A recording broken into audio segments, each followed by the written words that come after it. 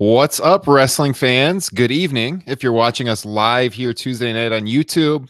And thanks for checking us out if you're watching on demand on YouTube later in the week to get you ready for WWE Super Showdown this Saturday on the WWE Network. This is episode 76 of the Top Rope Nation podcast. I'm your host, Ryan Drosty, joined here by Justin Joint and Kyle Ross. Kyle, what's going on out there in Cleveland, Ohio this evening? Not as much as in Chicago right now. I said before what a difference 2 years makes. I remember, when we first started this here podcast, we were rescheduling things around the Cubs. Now it's just, maybe they win the wild card, maybe they don't. Who cares? We got the Bears. Who would have thought? Hey, not even just that we were busy, but both of our teams were playing in the World Series the first year of this podcast. So who knows? The Cubs still have a shot. If you're watching this on demand, maybe they've lost. I don't know. I have it on off to the side here. They're currently down 1-0 as we record live, but we'll see what happens. Justin Joint, a New York Yankees fan, his team is still in it, I believe, they haven't played yet. So, Justin, what is your prospects for the New York Yankees in the postseason? I don't think we got the pitching to pull it off. We could make a run at the World Series, but that's about it. The AL is like murderer's row this year. It's going to be tough. I think any NL team would have a hard time with whoever comes out of the AL. But I think 4 of the 5 top teams in the baseball are from the American League. Yes. So the prospects are tough for the National League going up against the American League. And you know what? The prospects are tough of North American viewers tuning in live for Super Showdown this Saturday due to the time difference. Guys, Kyle, you going to be watching this thing live Saturday morning? Live, no. I'll probably wake up shortly after it starts, just because I normally do on Saturday for work.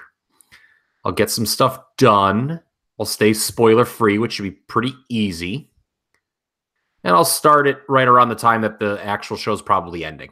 Hopefully I'll have it done by the time College Football Saturday gets going proper. That's my plan. Blow through it, watch Lee Corso do his headgear, and get back to the grind. I believe the show starts at 5 a.m. Eastern. Is that correct? Your time? So 4 a.m. for Justin and myself. Justin, what are the odds you catch any of this live Saturday morning? It depends on what time my son wakes up Saturday morning. But otherwise, I'll be watching real football because my Tottenham Hotspurs play at 9 that morning. So.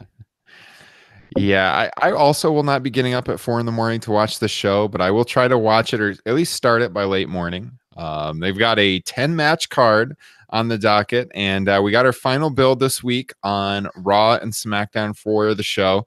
So we're just going to take a chance tonight for you to look at every match on the card, get you ready to watch Super Showdown on Saturday. I do want to say, if you've never caught this broadcast before and you are watching us live on YouTube right now, go ahead and hit that subscribe button under the video, and you can catch all of our future webcasts.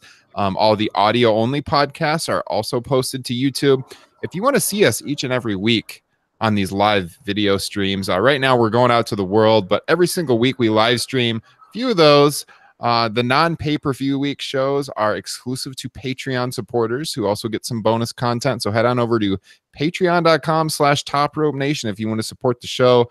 If you enjoy what we are doing and you want to show your support for us. So, and of course, we are available on every single podcasting service: iTunes, Stitcher, TuneIn Radio, Spotify, wherever you catch your podcast, TopRopeNation.com. So, and is it not true that our listeners, after they're done with this here show and hear our picks for the Super Showdown, is it not true that they can go somewhere and try to make some money with our selections? Yes, also getting to that. So our friends over at Wrestle Rumble, who I got to say a couple weeks ago at Hell in a Cell, we didn't do as good as we did on SummerSlam. I was on the leaderboard. Yeah, you were in the top 25, right? Yeah, I think maybe even top 15 there, I say. That's right. So I will link you guys here on YouTube, if you're watching on YouTube, and if not, it'll be linked in the podcast description, to Wrestle Rumble, where you can sign up. It's basically like fantasy wrestling. You buy an entry, And you can win real prizes, real cash, trying to predict the winners of the matches. There's different prop bets on the matches, how long they're going to go, foreign objects, that kind of thing. It's a lot of fun. I know Justin and Kyle and myself have a lot of fun kind of talking some smack back and forth on our text threads as we try to take home some cold, hard cash. So thanks to Wrestle Rumble for sponsoring Top Rope Nation and giving us a chance to, get a free entry out there for a listener. I haven't mentioned that yet, but we do have a free entry to give away. Normally an entry is $10. We have the chance to give away a free entry for Super Showdown. So all you got to do is subscribe to us here on YouTube and leave us a comment about what match you are most looking forward to on the show this Saturday and why. And we will randomly select one of the comments and we'll go ahead and send you a free entry. So we'll get a hold of you there in the comment section if you win before Saturday, and we'll find out how to get a hold of you to send you a free entry for WrestleRumble.com. So check that out. Leave us a comment on YouTube. Let us know your thoughts on the show. So guys, what is your, speaking of thoughts on the show, what is your excitement level heading into Super Showdown? We briefly talked about it on the show last week. Is there anything in particular, Justin, that you are really looking forward to on the show as we head into Saturday? Yeah, I would say the one match that will, definitely have long-term consequences is Daniel Bryan versus The Miz. Going into the Greatest Royal Rumble, the excitement was that we didn't know what to expect. We'd never seen anything like these type of shows. And coming out of that, the joke was that it was the greatest house show because basically nothing happened, nothing really changed. Whereas now I think they need to do something special or a little bit more interesting to keep interest for future shows like this. But yeah, definitely Daniel Bryan is versus The Miz is the one I'm looking forward to. Good call. Kyle? Yeah, Justin kind of took the words out of my mouth. That is the one match that I think will have some serious storyline consequences. So we've been saying on the program for the last couple weeks. I think we're in agreement that the winner of that one is very likely to beat AJ Styles in the near future for the WWE title. And, maybe I'm in the minority, at least on this program, but I am interested in seeing what they do with Shawn Michaels to set up his return to the ring, which we know is going to happen in Crown Jewel in a tag team situation. But we shall see how it is set up on camera. I would also concur that Bryan Miz is probably the match I'm most looking forward to, but kind of hot on the heels of that is the AJ Styles Samoa Joe match, which has got a lot of build on television the last couple weeks. This week, it started off on SmackDown. They had a pre-tape with AJ Styles talking about why he wasn't there live for the show because he wanted to make sure that Samoa Joe wouldn't show up at his house again like last week. And so the crowd was disappointed at that, but he gave a pretty good promo from his home there in Georgia saying that he is going to bury Samoa Joe alive down under. And so if you guys saw this promo, what'd you think? I was going to say there were some people on Twitter making funny comments saying, "Dear God, don't make this a buried alive match now." This will be interesting though too, because I'd say the way the match has been built the last couple weeks, it's almost to the point, I think I said this last week, where Styles has to win. Now, if Joe does pull out the upset and takes home the title, we get this feud for maybe a little while longer, or maybe Styles gets a break after losing the title. I don't think Styles is going to lose. Spoiler alert, as we get to the predictions later. But it's interesting. They could go different directions here. So we'll see what happens. Should we just start off at the top of the card here and kind of work our way through? I guess we would start with the cruiserweight title. Go ahead, Kyle. Yeah. No, I was going to say I would recommend starting at the quote-unquote bottom and working our way to the top to build excitement. But yes. Okay. So Cedric Alexander, the cruiserweight champion, taking on Buddy Murphy. Now, Buddy Murphy's really made a name for himself in recent months on 205 Live. I don't watch that show as much as I should, full disclosure. But the times I have tuned in, Buddy Murphy has been kind of off the charts. He's had some really, really good matches. And so as we look at this match here for the Cruiserweight Championship and Murphy kind of getting a slot here now on a big show, what are the odds we have a title switch? Justin, what do you think? I meant to throw this match in as for one of the ones I'm really looking forward to on this card. I think it could possibly steal the show. I'm with you, Ryan. I don't get to catch 205. Is it still 205 live now that it isn't live anymore? Oh, Or is it just live? Yeah, true. Fair point. But so I don't watch it regularly. So I don't really know what the story is with these two going into it. I have watched a handful of Buddy Murphy matches in the last few months. And he's on fire. He's been spectacular. Cedric Alexander's had a nice long run with the title, and I think they make the move here. Okay, Kyle. Yeah, since 205 Live went to its own universe at the start of the year, I think Buddy Murphy has been its most consistent and best overall performer. He's going to get the hometown pop here. I think all signs point to a title change. I don't see any other. Here's a spoiler alert for me. I don't see any other titles changing hands on this show. It's pretty logical to do it here. Cedric, as Justin pointed out, has held the title for a while since WrestleMania. So Buddy Murphy, new champion. Way to give the Australian crowd something, kind of unique. Took the words right out of my mouth, Kyle. I was going to mention the fact that the home, he's not hometown. That's not where he's from in Australia, is it?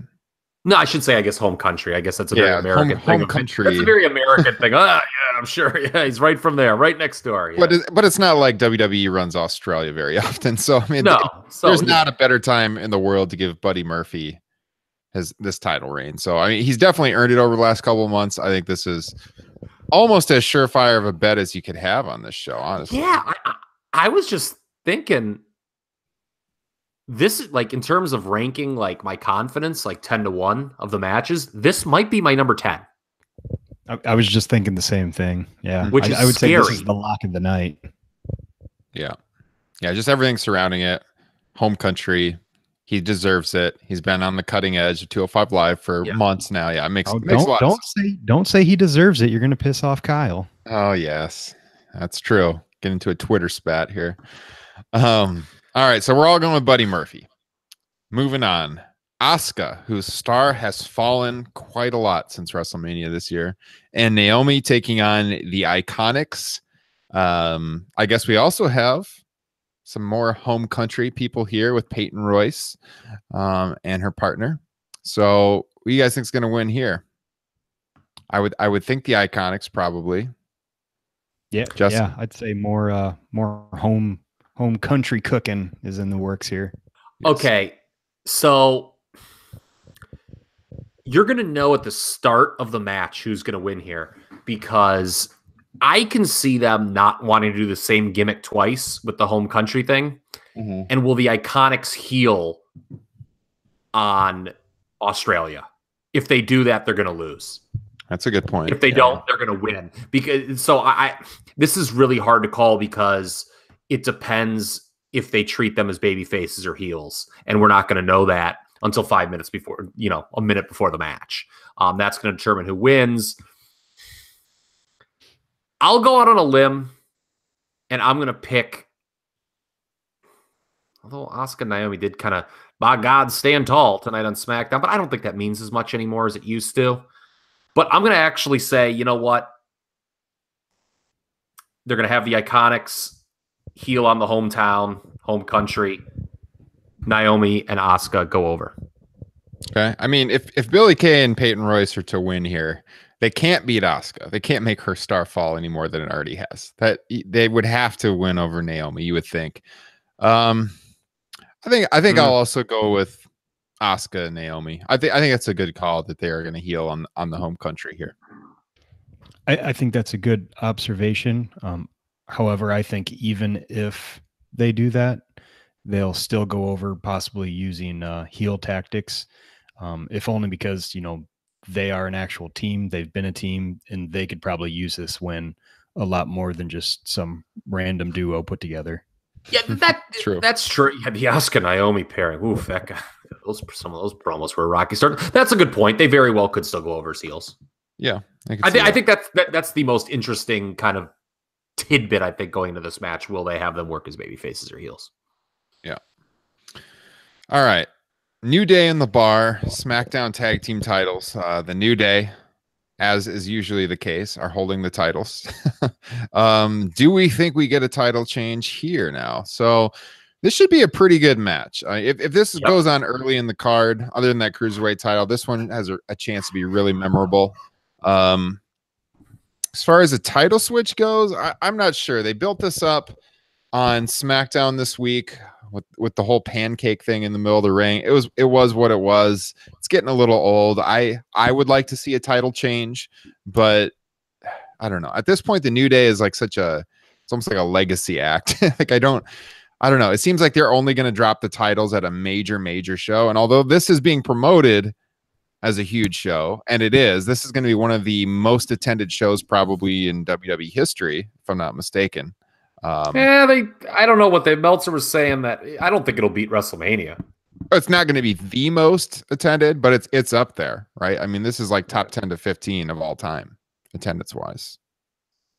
Yeah, I guess you're probably right. Well, I don't know how many of the last WrestleMania top 15. Because it's at what, a cricket stadium, massive stage. I guess it depends on the stage. It's not going to beat the Texas WrestleMania, which is their record. No, it's not even close. I think they were expecting like 55,000 or something like that, which is a very impressive crowd, but it's not close to their biggest in history. I believe the stadium could hold 100,000, but the way they're setting it up, it doesn't have a chance. Yeah.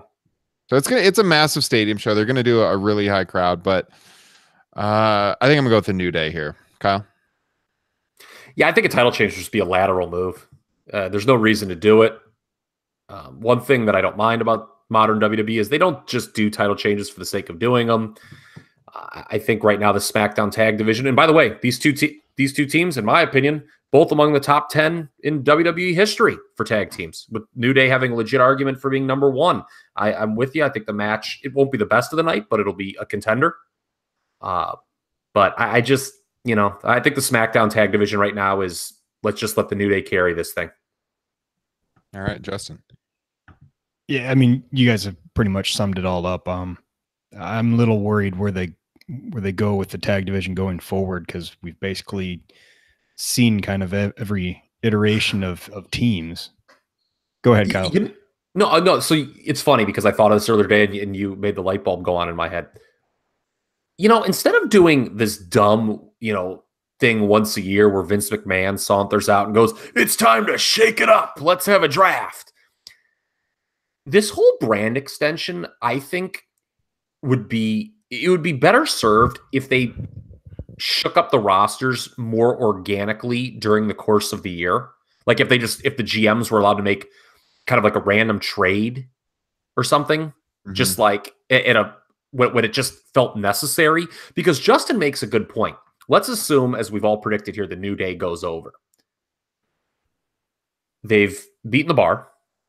They've worked a lot against the Usos. And again, those matches are always good, but they've worked a lot together.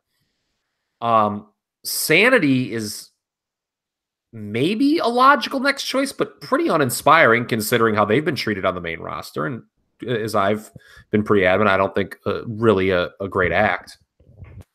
So, especially with these tag team and women's divisions, yes, there are enough tag teams and women on the main roster to have, separate divisions for each brand.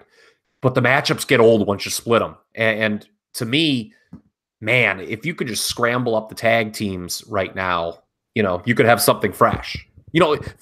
For instance, okay, Authors of Pain are kind of between a rock and a hard place because the tag title picture is kind of above them with Shield and, McIntyre and Ziggler, right?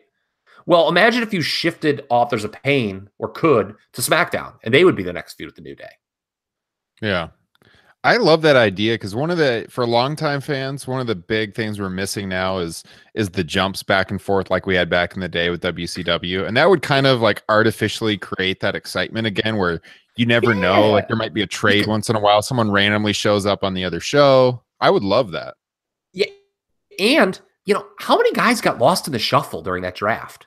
Like, people would trade and they didn't make their first appearance for a week. Mm-hmm. And the draft, I get that 10, 12, 15 years ago, that was actually a ratings boost, but not anymore. I just, I don't know. I like my idea better. Oh yeah, because of the fact that it's pre-announced, it takes some of the excitement away too. It's not. Yeah. Yeah, you're saying it's not off the cuff. Yeah. Not only to reinvigorate the SmackDown tag division, but SmackDown is also in dire need of another babyface. Yes.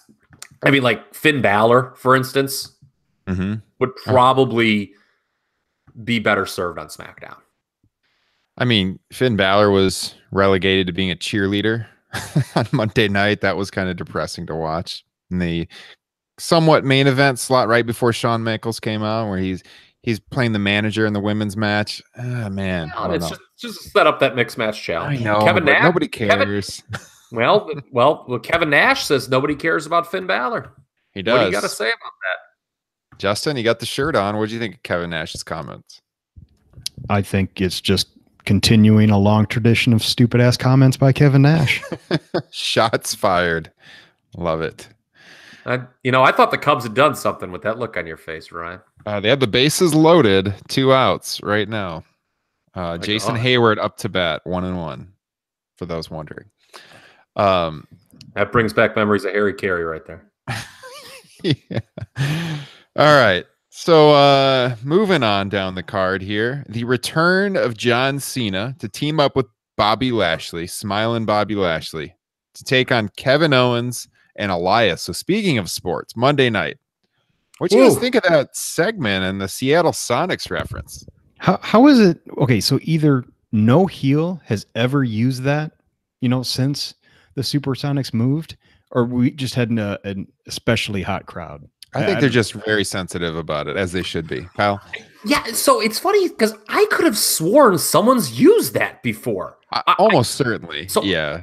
So let me tell you how effective that was. So I did not watch Raw live because I was watching the Chiefs-Broncos game. But so, everyone talked about it. There was like ESPN, Deadspin. I mean, this thing got a lot of run, this segment. So I knew it was coming, and I made it a point to watch that. And even I knew it was coming. I mean, I was taken aback how intense that crowd heat was. It was crazy. It went on and on for minutes, just consistent boost. I mean, it was really shitty how the Sonics left Seattle, but I find it hard to believe. I mean, because that happened 15 years ago, right? Not that long ago, because Durant played there a season. You're right, and he was drafted the years Greg. So it was 10 years. It's 10 years. Yeah. Okay, it's at least, you're right. Durant did play his first year in Seattle. So it's 10 years. They've run Seattle multiple times in the last decade. Yeah. We know that because of Daniel Bryan.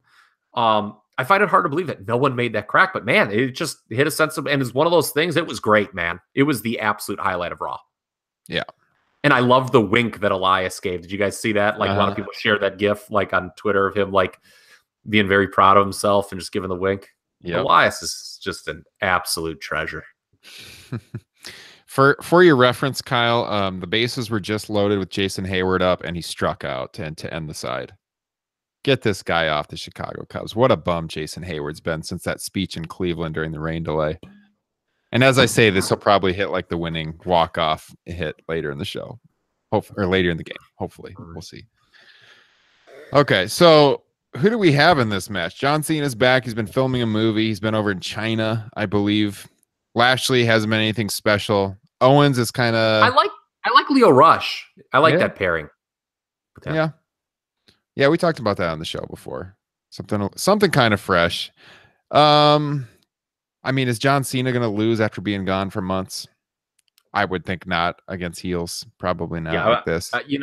When I was double checking my whole is Buddy Murphy my most confident pick on this card, as I was scanning, this kind of also is near the top of my confidence.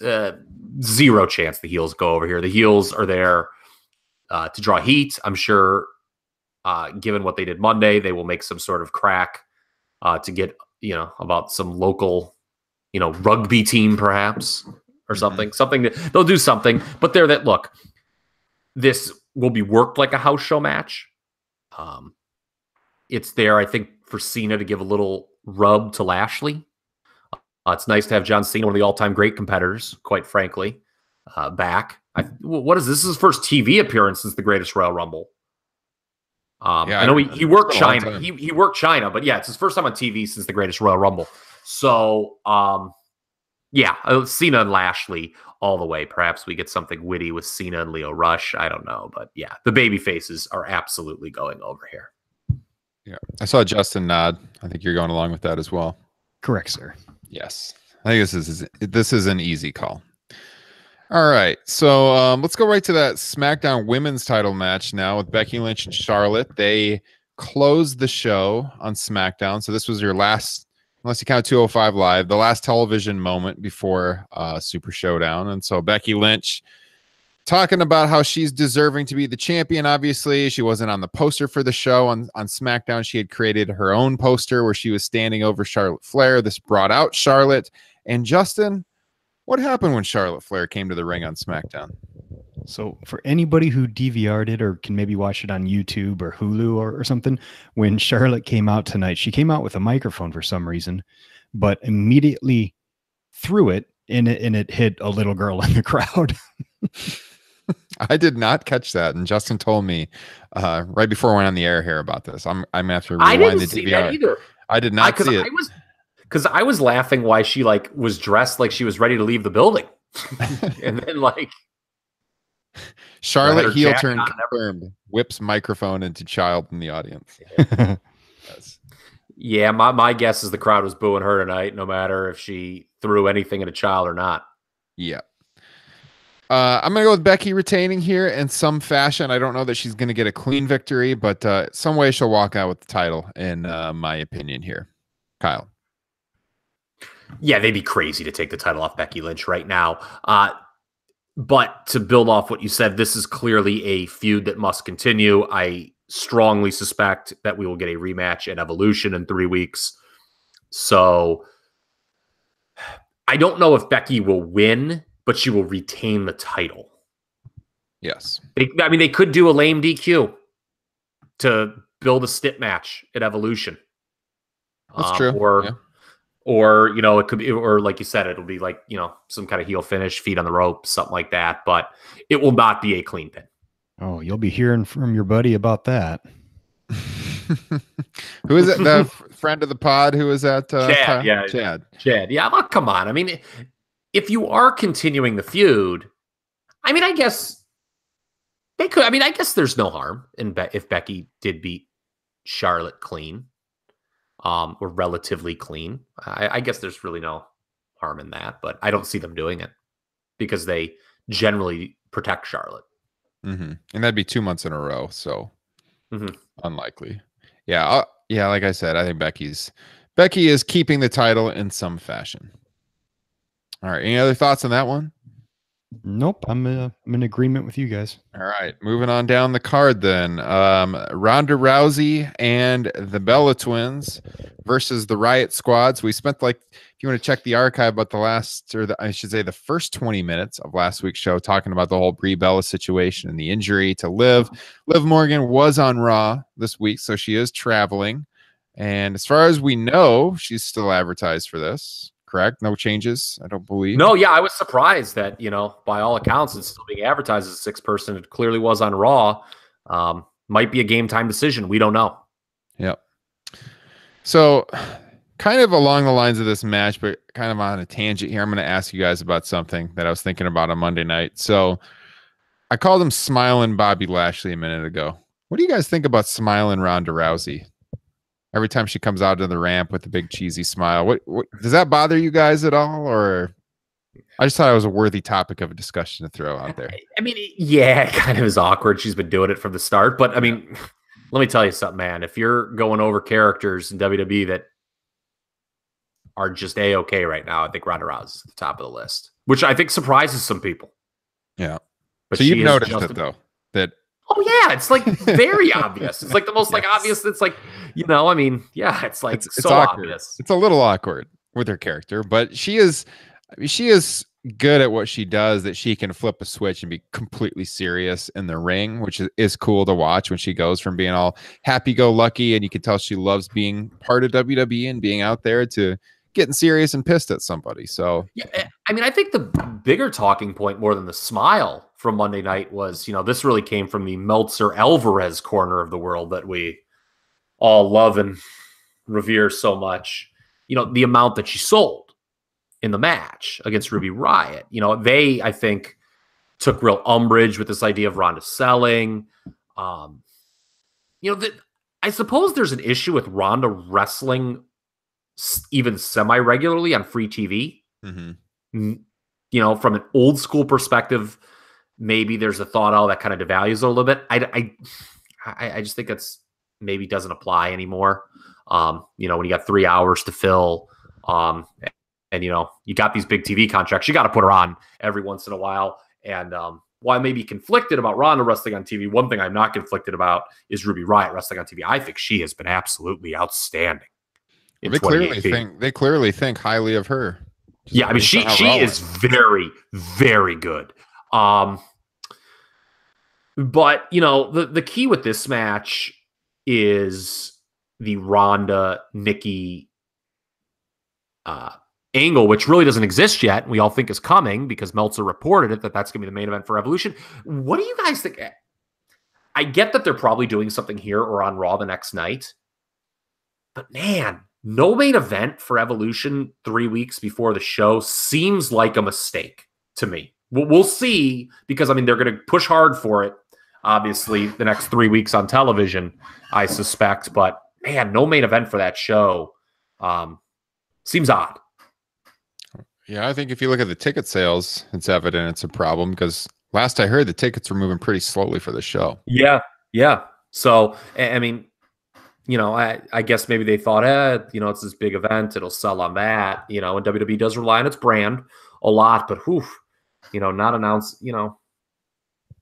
announcing a main event 3 weeks before kind of what you're going to frame as a historic show seems curious to me. Justin? Well, regarding the match, I part of me thinks with, the draw of Ronda Rousey and how big of a star she is, that you want to make the crowd happy and give her a win. On the other hand, as you guys have pointed out, they haven't really triggered the rumored Nikki Ronda match at Evolution. So there's a way to do it where, Team Ronda wins, but they still are able to plant the seeds of discontent between them. So that's the way I'm leaning, is that trio getting the win. All right. Do you think, Kyle, that you're going to actually see Team Ronda lose to trigger the match, or would you think it would come after? No. Even if it was like one of the Bella twins losing, I don't think you want Ronda Rousey on the losing end. Yeah. So they'll win, and they may actually hold the angle off till Raw. Because there's some people think, maybe like Nikki will turn on Ron in the match, and the Riot Squad gets the win. I'm not so sure. I can see Ronda and the Bellas getting the win here, and then the big story going into Monday was like, what will Ronda Rousey do at Evolution? And then we get some sort of angle situation, where Nikki challenges her. Yeah, I think Team Ronda's going over here too. So I did laugh at that. There's a couple guys on Twitter going back and forth saying, I am all for Wrestling Observer Radio once Ronda has to sell for Nikki Bella, just to feed that into my veins, listening to Meltzer meltdown. Oh man. Yeah. All right. Bryan and The Miz, we talked about it earlier. Could be match of the night. Certainly has a chance. It is a tough one to predict, I will say. I've kind of gone back and forth on this one. I thought The Miz was going to win for quite a while. Now I'm leaning towards Daniel Bryan. Daniel Bryan lost to Shelton Benjamin tonight on SmackDown. Yep. That almost makes me think that he's going over here, because they've beaten him quite a bit, and I get what they're doing. They're maybe setting up future opponents for him when he gets the title, but if you look at, I don't think either way is wrong. because we have, and people can go back in the archives, listen to the show, we have set up 2 pretty plausible scenarios here with each of these guys, Bryan and Miz, as the champion and how that would work. Yeah. The thing with Daniel Bryan, Miz cheating to beat him again, and then Bryan chasing and Bryan, continuing to have these roadblocks, you run a little bit of risk of losing the crowd. I get the story you're trying to tell, but today's audience may get tired with that. If they just keep beating him, and then he kind of just all of a sudden turns it on. Mm-hmm. That's why I kind of brought that alternate scenario out. Do they have Bryan win here, skip all the transitional championship stuff, get the title on him, because I think we all think he's the ultimate destination for the WWE title, and then you have all these challengers set up, guys who have beat him over the last couple months on TV. Miz maybe gets another title shot, they do it as a title match. This is the hardest call, I think, on the show, which makes it the most intriguing match, like Justin said. God, based on him losing to Shelton Benjamin and then getting his ass kicked after the match, I'm going to pick Daniel Bryan. And I think maybe he beats AJ Styles at SmackDown 1000. A show I'm sure we'll preview in great detail next week. Oh, yeah. Mr. Joint. Oh, I felt pretty good about Miz for quite a while now until I just had to listen to that. And now, Mr. Logic, Kyle Ross, throwing it at you. How far away is SmackDown 1000? Mid-October? It's so it will not be the next.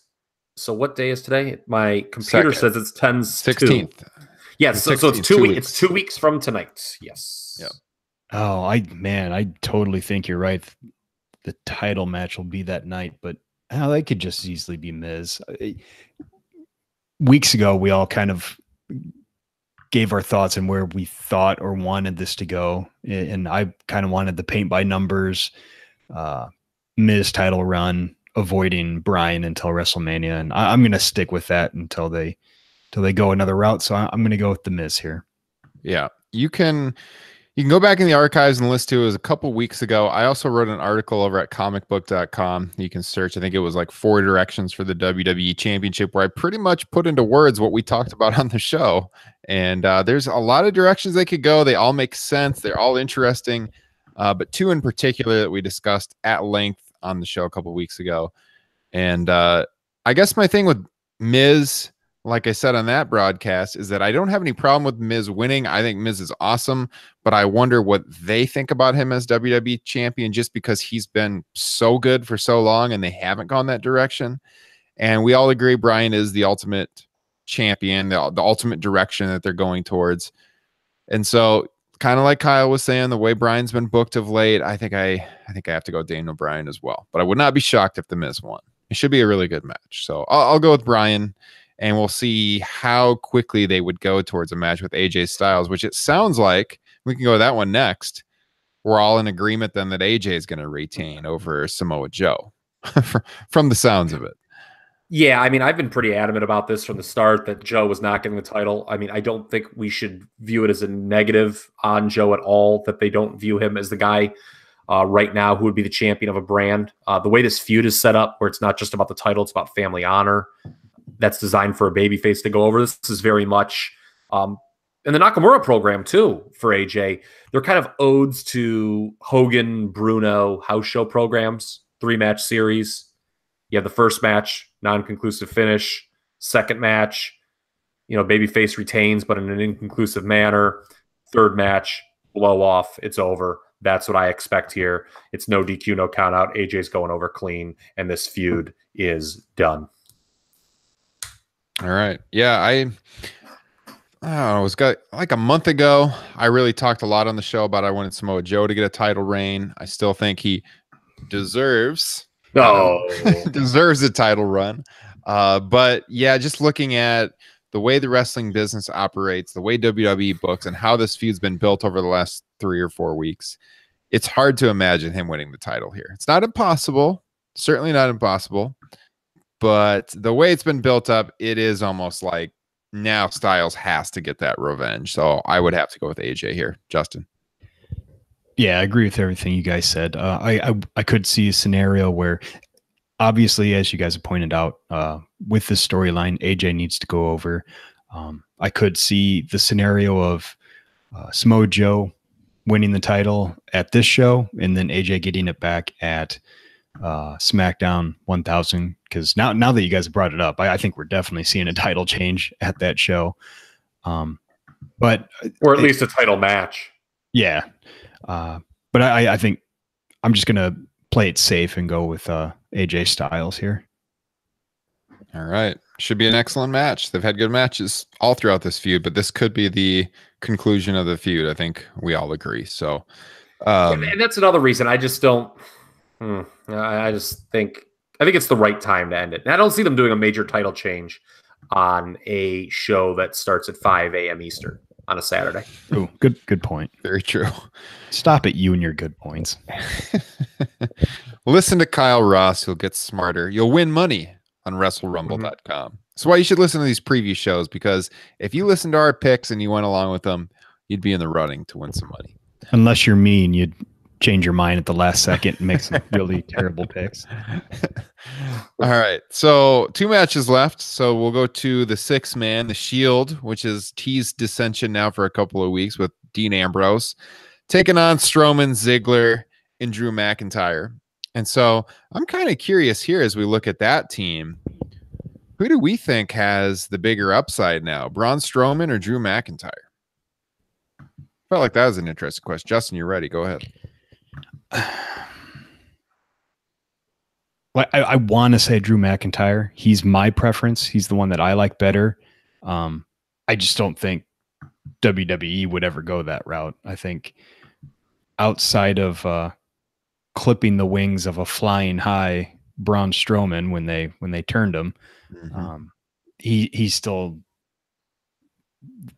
the big. Well, I was going to say big dog. That'd be the wrong thing to say, but Roman Reigns is the big dog of the World Wrestling Federation.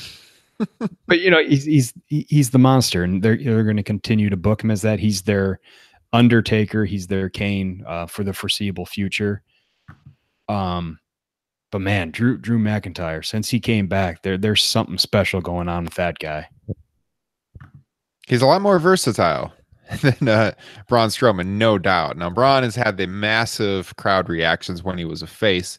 Then they turned him, clipped his wings, as Justin said. They could recover from that, but they made it harder, I think, on themselves by turning him. But they can get him back. It's a gym class feud. What's that? It's a gym class feud, is what people have to realize. The Shield is 3 guys. They needed 3 people to feud with them. They had 2 top heels, Ziggler and McIntyre. Braun Strowman made 3. So they sacrificed Braun Strowman, is what you're saying. They did not sacrifice nothing. Check the archives for that talk in the past.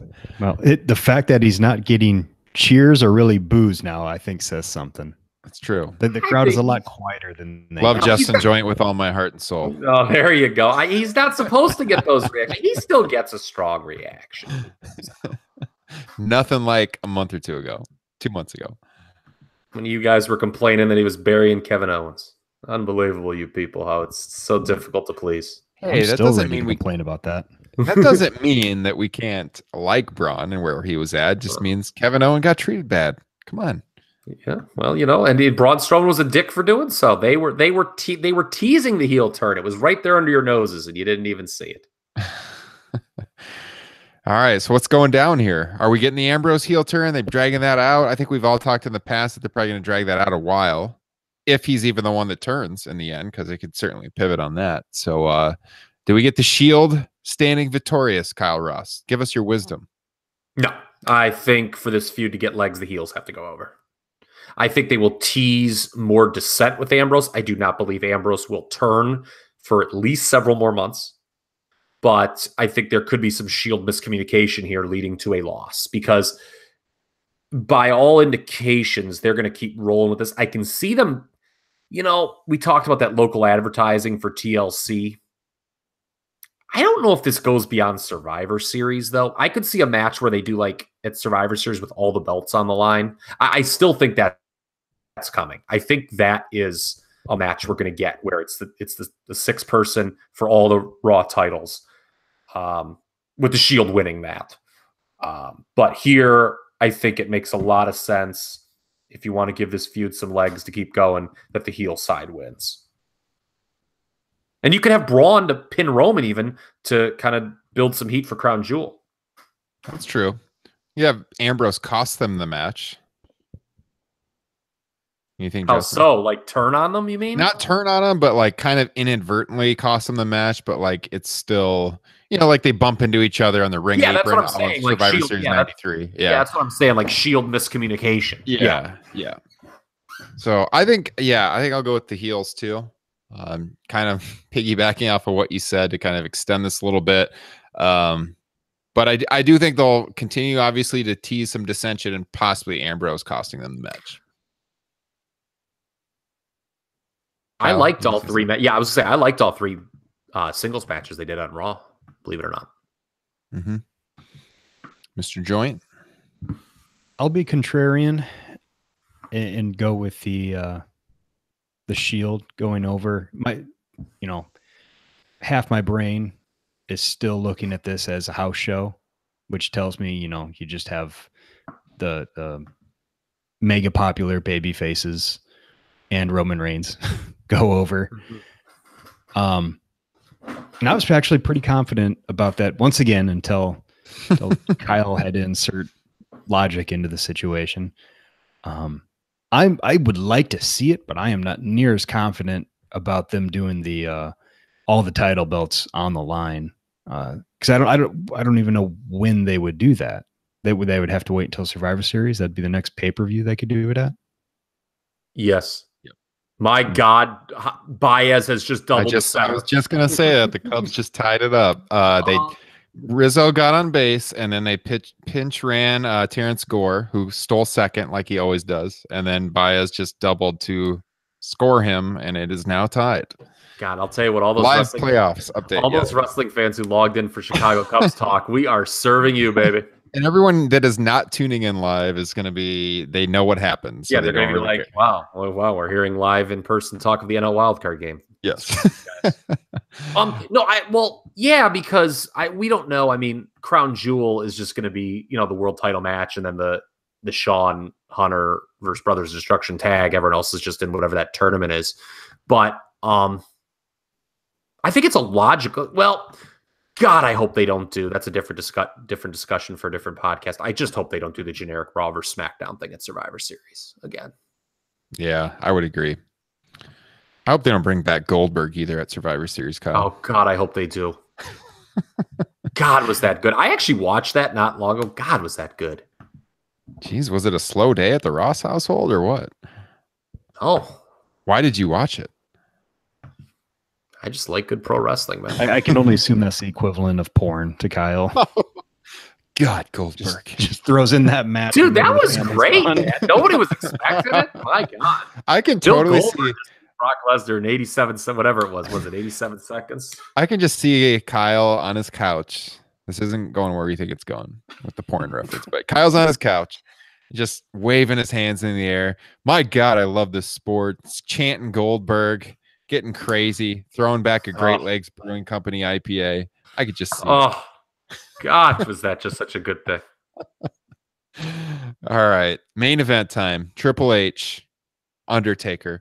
Last time ever as a singles match, apparently. Yes, I think I think in the marketing department there is a mea culpa going on right now, because last time ever as we were about to advertise a tag team match for Saudi Arabia. Yeah, I saw that you got some guff on the twitter.com there, Ryan Drosty, as you guff? Yes, with your Huckster Nacho Man. Oh, I got a lot of love, man. I think I'm sitting at like 150 likes on that tweet right now. Oh, wow, here we go. 141. Sorry, let me correct myself. Oh, may I respond in this more public forum? Well, I guess Twitter's as public as it gets, but on this more this forum where I can go over 140 characters with my voice. Yes. Well, let me mention the tweet. So I had a tweet on Monday night. I said, remember those Huckster and Nacho Man over the hill skits on WWF in early 96? At that time, Hogan was 42 and Savage was 43. And then the main event segment from Raw was building this match with Triple H and Taker. And I wrote, Undertaker's 53, Kane is 51, Shawn is 53, and Triple H is 49. Food for thought, perspective, Raw main event hashtag. Okay, go ahead. Two things need to be kept in mind. One is that Huckster Nacho Man thing was a sad, desperate act by a company that was losing at the time, letting Hulk Hogan and Randy Savage. It's actually interesting. Letting them go too early is why we still have this. Just so you know, because Vince, I think that's, if you would ask Vince McMahon, his biggest mistakes as the owner of this company, I think one of his highest would be, in retrospect, he would admit he let Hulk Hogan and Randy Savage go way too early, which he obviously did because they drew a lot of money for the competition. And because of that, he's not letting anyone go early now because, you know, that's why we have this bloated roster. He doesn't want, I mean, it's laughable to compare almost anyone on this roster to Hulk Hogan or Randy Savage, but, you know, he doesn't want to see someone go make money for the competition and, you know, create real competition. And two, it was competition. They were pot shotting the comp. They didn't know what it was. So, you know, these guys, well, you know, make no mistake about it. WWE's never had a problem with old guys. They just had a problem with old guys because they saw they could do kind of that that over the hill campaign, as you called it, to knock WCW. And two, or three, I should say, the most important thing, why are these guys being featured? Because Saudi Arabia is paying them a lot of money to feature them. That's who Saudi Arabia wants. That's funny. Okay, I didn't think I was going to bring this up, but I was talking with a buddy of mine. He's listened to every podcast we've ever done, and thank you. Tim is a huge fan of the show, so I told him I might bring this up on the show. But we were chatting earlier today, and he saw the tweet I had, and he said something like, "So is this a sign that WWE doesn't have any faith in their active competitors? They're putting so much emphasis on the older guys." And I said, no, that's not at all what I meant. I was just pointing out the irony that Hogan and Savage were relatively young when they ran those skits. Of course they have faith in the current guys on the roster. This is all, and I even said that, what you just said, Kyle, that's what made me think about it. This is all about the money, and that the Saudis are putting up a lot of money to see Shawn Michaels come back. So yeah, that's what it is. Yeah. Mm-hmm. And look, people talk about, I know that, you know, there's a lot of talk about ratings, TV ratings. You know, obviously Raw has not, you know, done well in the traditional TV ratings the last 2 weeks.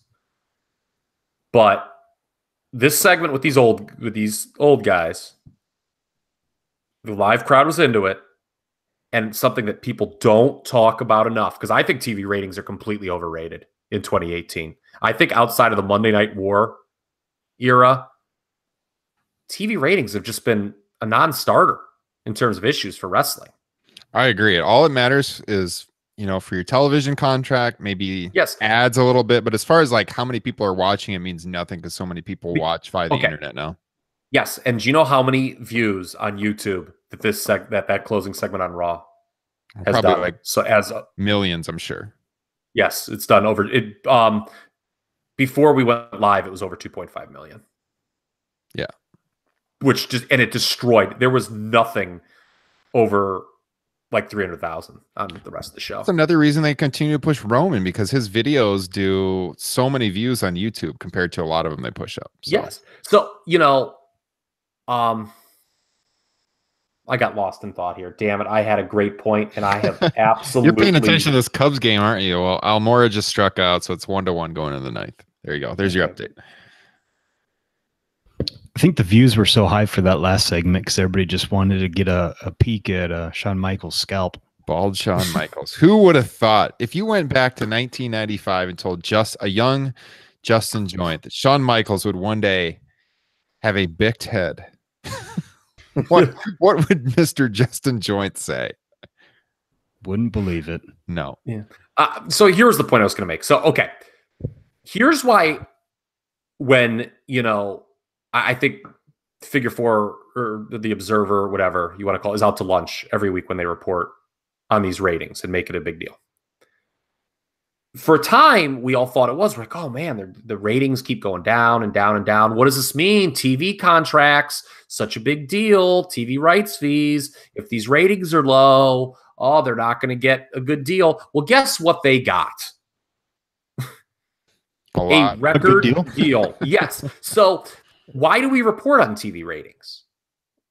I think people report. I mean, I guess it's something to report on, but we report on because we think it affects the state of the company. No, it doesn't. The WWE is every other wrestling company in history. Its success has been determined on how hot its angles are at the time. WWE has established ways of making money when it doesn't necessarily matter how hot their angles are. They are a publicly traded company right now, trading at $100 on the stock. I mean, yes. Mid-South has had much hotter angles than the WWE has in 2018. Mid-South never traded at $100 a share on the Dow Jones. I got news for you. So that's all that matters. Like, yeah, fine. You want to talk about these ratings as a business metric, but the company there's never been a wrestling company this profitable. So you're just being silly with these TV ratings. Yeah. Meltzer. No company ever had a Ty Dillinger in their back pocket. I enjoyed Ty Dillinger's performance tonight, by the way, against Randy. I thought that was the most I've enjoyed Ty Dillinger on the main roster. So what a creative chant, the crowd going 999 as he was getting one of his digits ripped off, by the way. So who do we think's going over here? Because you got to look at this as a way they do the finish to build towards the tag. And when I think about this personally, I find it hard to believe that Triple H could win and prompt Shawn Michaels out of retirement. Right. So Triple H has to lose in some dastardly fashion to get Shawn to come back to wrestle at Crown Jewel. Do we agree on that? Kyle, I saw you nod. Yeah. I think the finish that would surprise me most is Undertaker losing. Although I guess Michaels could interfere, causing that finish, and Undertaker could somehow goad him to come back. I don't know, with like a promo that, hit below the belt or something. Mm-hmm. Because another thing too is Triple H 0 for 2 in 2018 on television. Is his ego going to allow him to go 0 for 3? I did not think of that. That is a very good point, actually. He lost to Cena at Greatest Royal Rumble, and he lost in the mixed tag at WrestleMania. Yes. I mean, as we saw at Survivor Series last year, that old Triple H could show up when you least expect him. So we all know where this is going, but I don't know how they get there. And I think the finish is pretty hard to predict here, which I guess makes it interesting. Justin, What are you thinking? I think Triple H and Shawn Michaels dig up some indecencies from Kane's college days where, he really liked beer and was drinking. You've been sitting on this all night long. Maybe Kane threw a glass of ice at somebody or something like that. Yeah. Imagine getting fired up about fucking UB40. Check the news, guys, if you don't know what we're talking about. Yeah. For the record, obviously, personal politics aside, I didn't want this guy anywhere near the Supreme Court. We made that hideous Coach K joke in his introductory press conference. I could check the sound video. Rationale right there. Yeah. Remember that? He's like, oh, and they called me Coach K. Yeah. I was like, get this fucking jack off out of here.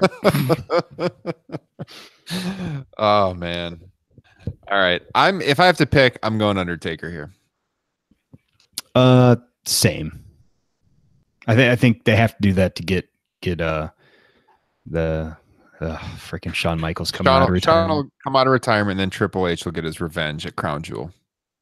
By the way, this is like I saw a lot of people joking that this is like the most Shawn Michaels way to come back, a match where he's clearly going to be the best performer of the four guys, and he can like drive that point really home to everybody in the audience. Yeah.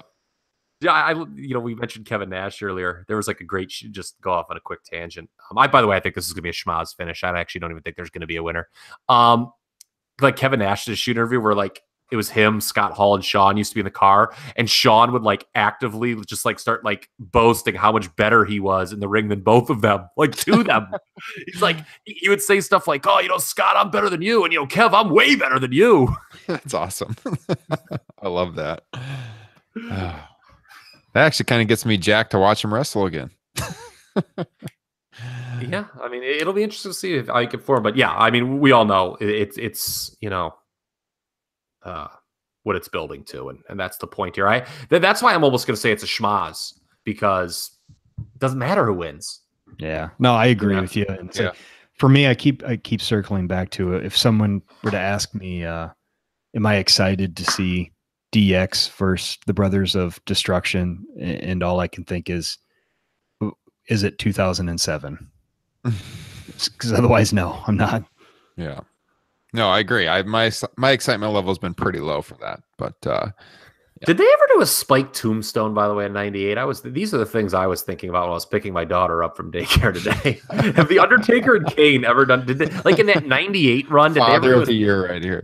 Did they ever do a Spike Tombstone? Because if they didn't, they fucking should have.